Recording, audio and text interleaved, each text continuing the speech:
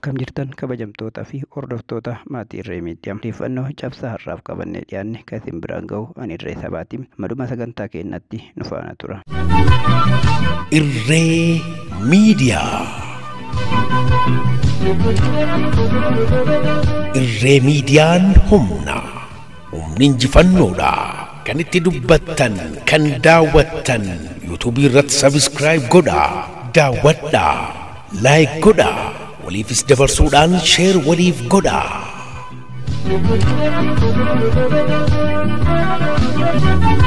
Irree odeeffannoowwan garaagaraa qabannee isinii dhiyaanna. Irree Miidiyaa.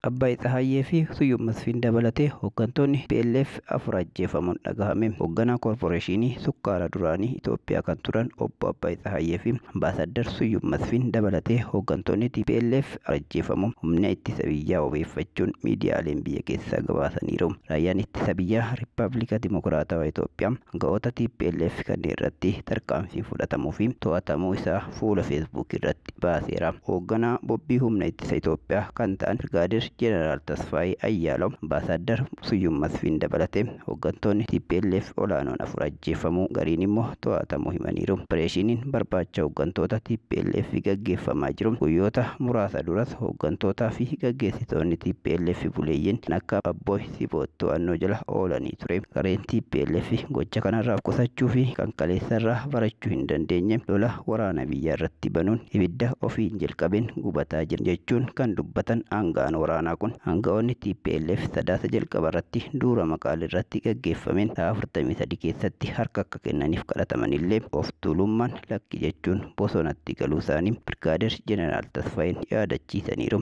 Irra deebiin raayyaan ittisa biyyaa akka kennatan, hidhannoo akka hiikkatanii fi dhimmi isaanii seeraan akka ilaalamuuf jaarsa erguun gaafatullee diduun hunda eegdota qabanitti amanuun akkasumas deebinee kaana jechuun umrii isaanii malee bosona keessatti dhokatan jedha. Qatti fayyadamuun bakka raayyaan ittisa biyyaa hin agarre dhokachuuf yaalii taasisaa turanillee katta'iinsa raayyaan ittisa biyyaa fi humnoonni nageenyaa federaalaa waliin taasisaniin har'a tarkaanfiin irratti fudhatamuu himaniiru. Dursanii qarqara laga Takkazeetti waraana bobbaasuun Itoophiyaa jeequuf socho'aa karoorsaa fi hoogganaa kan turan aanga'oota TPLF humnoota eegdota isaaniin humna mootummaa federaalaa waliin erga dhukaasa wal jijjiiranii booda eegdotaa fi hooggantoota loltoota eegumsaa waliin ajjeefamaniiru. Aanga'oonni TPLF eegdota isaanii waliin ajjeefaman obbo Suyyum Masfiin ministeera haajaa alaa duraanii Itoophiyaa akkasumas lolicha kana hooggananii fi waraana mootummaa federaalaa akka garaagaraatti akka hin sochoone kan ittisaniif dhumarratti haleellaa waraanicha irratti akka banamuuf ajaja kan kennan obbo Asmallaash Waldasillaasee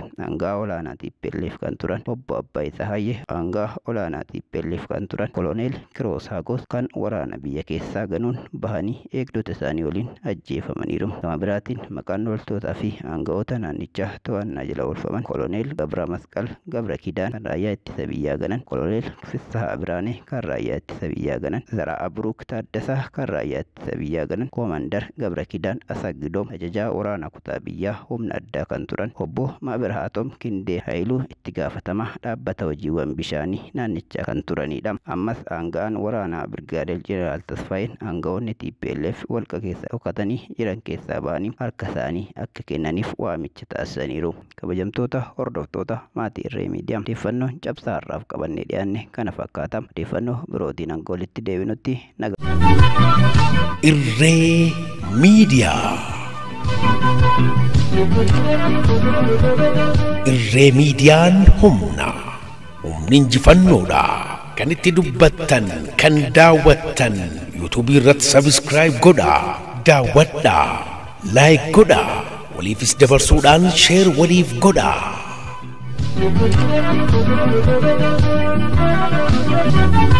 Irree odeeffannoowwan garaagaraa qabannee isinii dhiyaanna. Irree Miidiyaa.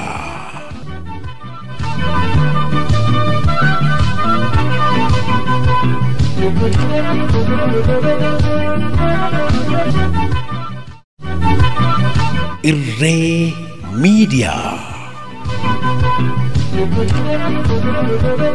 Irree Miidiyaan humna humni injifannoodha. Kan itti dubbattan, kan daawwattan, yuutuubii irratti sabiskiraayib godha, daawwadha, laayik godha, waliifis dabarsuudhaan sheer waliif godha.